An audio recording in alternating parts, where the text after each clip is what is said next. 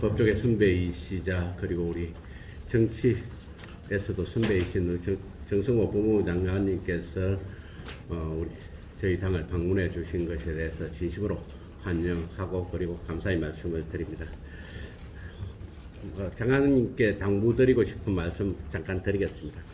최근 광주 여고생 강간 살인 사건에 대해서 국민적 공분이 커지고 있습니다.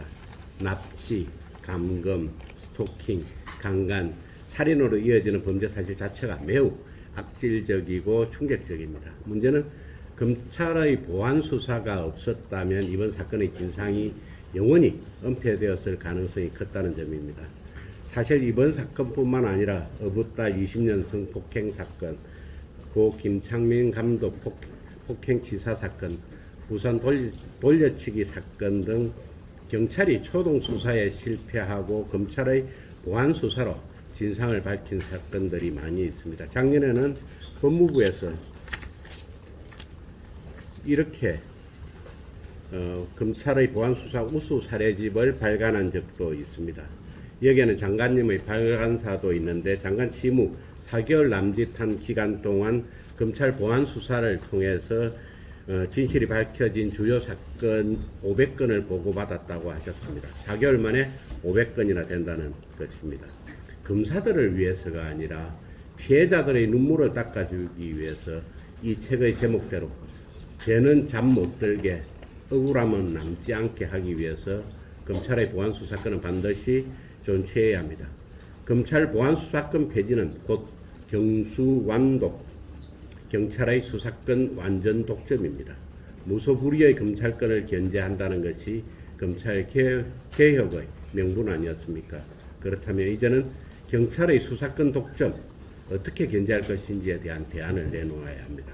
민주당 일각에서는 검찰의 보안 수사 요구권만 주면 충분하다고 주장하고 있습니다. 그렇지만은 보안 수사 요구권만 주어진다면 사건 핑퐁으로 사건 처리 시한은 무한정 늘어날 것이고, 특히 이제 범죄자가 구속된 소위 구속 사건의 경우에는 짧은 구속 기간으로 인해 가지고 보안 수사 요구 자체가 불가능해지거나 아니면 범죄자의 구속을 취소한 후에 보안 수사 요구를 해야 되는 그런 어려움에 직면할 것입니다.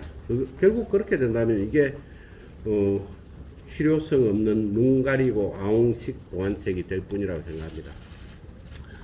우리 존경하는 장관님과 그리고 이재명 대통령은 분명히 보안 수사권을 일부 존치시켜야 한다는 생각을 가지고 계셨던 것으로 알고 있습니다. 그런데 갑자기 보안 수사권 전면 폐지, 즉 경찰의 수사권 독점으로 180도 선회한 것은 납득하기 어렵습니다. 정부 여당이 대단히 유감스러운 것은 이 문제는 철저하게 피해자와 국민의 관점에서 다루어야 될 사건인데 다분히 민주당 전당대회를 겨냥한 당내 정쟁의 소재로 다루고 있다는 것입니다. 이재명 정부에게 피해자와 그 가족들의 눈물, 억울함은 보이지 않는 것인지 묻고 싶습니다. 민주당 강성 지지자들의 분풀이 스트레스 해소가 먼저입니까? 마지막으로 장관님께서 살인범 정윤기 아버지를 증거인멸 혐의로 처벌할 수 없다고 설명하면서 형법상 친족 특례 제도도 손질할 필요가 있다고 제안하신 것으로 알고 있습니다. 저희 당은 전적으로 동의를 합니다.